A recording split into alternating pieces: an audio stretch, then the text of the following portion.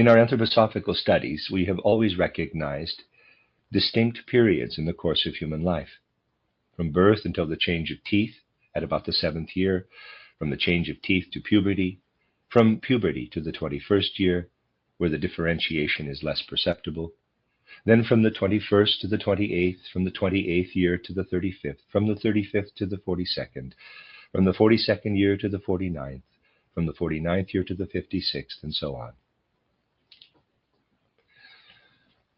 Concerning what lies beyond the 56th year, I shall speak in the next lecture.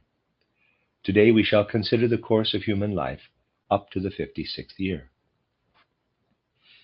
We have therefore 3 periods of life up to the 21st year, then 3 further periods, and so on. Man says capital I of himself, but many forces play upon this I.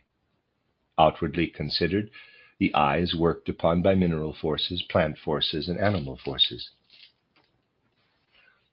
Inwardly, in the aspect of soul and spirit, the I is worked upon by the 3rd hierarchy, by the angeloi, archangeloi, archai, by the 2nd hierarchy, exousiai, kyriatetes, dynamis, and by the 1st hierarchy, seraphim, cherubim, and thrones. These beings do not, however, all work into the course of man's life in the same way.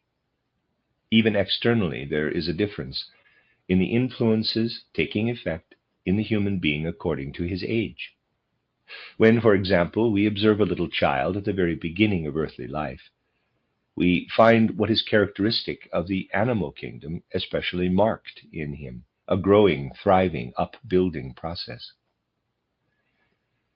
When we consider the last portion of life, the years that lead into old age, we find evidence of a mineralizing process.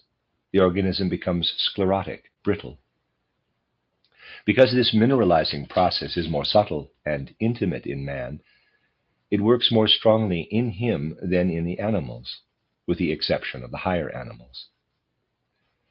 The difference there is due to conditions into which we cannot enter now, but which will be dealt with on some later occasion. Whereas in the animal, the ebbing of the life forces begins directly the upbuilding process is complete, the human being carries over important phases of his development into the period of decline, which in reality begins already in the 30s. A very great deal in the evolution of humanity would simply not exist if human beings developed in the same way as the animals, carrying nothing over into old age.